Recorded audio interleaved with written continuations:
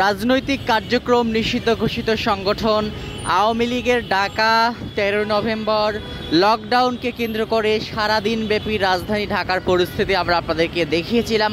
তবে এই মুহূর্তে রাজধানী ঢাকার কারওয়ান বাজারের পরিস্থিতি আপনাদেরকে সরাসরি দেখানোর জন্য কিন্তু যুক্ত করেছি কারওয়ান বাজার থেকে। একটু যদি বলে রাখি, রাজনৈতিক কার্যক্রম নিষিদ্ধ ঘোষিত সংগঠন আওয়ামী লীগের ডাকে আজকে ঢাকায়, রাজধানী ঢাকায় সকাল থেকে লকডাউন কর্মসূচি ছিল। সেই লকডাউন কর্মসূচিতে আমরা দেখেছিলাম যে সকাল থেকে রাজধানী ঢাকার সমস্ত কার্যক্রম কিন্তু নিত্যদিনের মতো স্বাভাবিকই ছিল। তবে যান চলাচল একটু তুলনামূলক সকালের দিকে কম ছিল। তবে বেলা গড়ার সঙ্গে সঙ্গে রাজধানী ঢাকায় যান চলাচলের সংখ্যা বাড়তে থাকে এবং আমরা দেখি রাজধানী ঢাকার যে নিরাপত্তা ব্যবস্থা, সে নিরাপত্তা ব্যবস্থা জোরদার করতে আইন শৃঙ্খলা রক্ষাকারী বাহিনীর সদস্যরা সতর্ক অবস্থায় ছিলেন। দিনব্যাপী রাজধানীর যে গুরুত্বপূর্ণ পয়েন্টগুলো রয়েছে এবং গুরুত্বপূর্ণ স্থাপনা রয়েছে সেগুলোতে কিন্তু আইন শৃঙ্খলা রক্ষাকারী বাহিনীর সদস্যরা সতর্ক অবস্থায়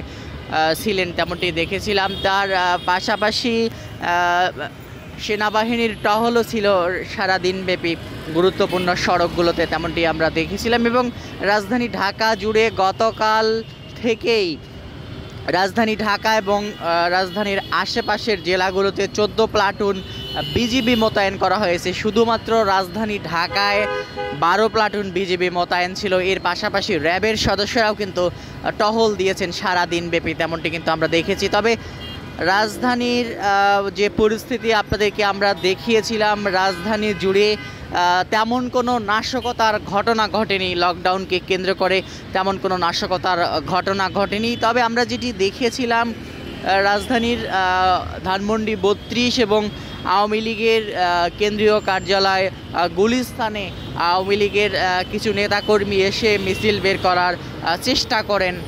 দুই একজন এসে মিছিল বের করার চেষ্টা করেন, তবে তাদেরকে সাধারণ জনতা গণধোলাই দিয়ে পরবর্তীতে আইন শৃঙ্খলা রক্ষাকারী বাহিনীর হাতে তুলে দেয়, তেমনটি কিন্তু আমরা দেখেছিলাম। সব মিলিয়ে আমরা যেটি দেখেছি, নিষিদ্ধ ঘোষিত সংগঠন, রাজনৈতিক কার্যক্রম নিষিদ্ধ সংগঠন আওয়ামী লীগের এই আজকের এই লকডাউনকে কেন্দ্র করে রাজধানী ঢাকায় তেমন কোনো অপ্রীতিকর ঘটনা ঘটেনি। যদিও বা দু একটা জায়গায় ককটেল বিস্ফোরণের ঘটনা ঘটেছে এবং রাজধানী ঢাকার ধানমন্ডি 32 এবং আওয়ামী লীগের যে কেন্দ্রীয় কার্যালয় গুলিস্তান, সেখানে কিন্তু ছত্রভঙ্গ হয়ে দু একজন করে এসে মিছিল বের করার চেষ্টা করলে সাধারণ জনতা তাদেরকে গণধোলাই দিয়ে আইন শৃঙ্খলা রক্ষাকারী বাহিনীর হাতে তুলে দেয়।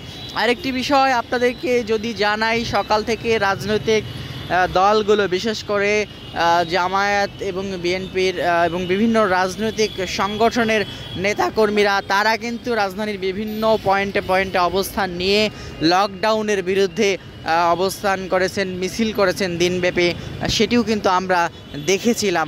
তো এই ছিল এখন পর্যন্ত রাজধানী ঢাকার লকডাউনকে ঘিরে রাতের বেলার সর্বশেষ পরিস্থিতি।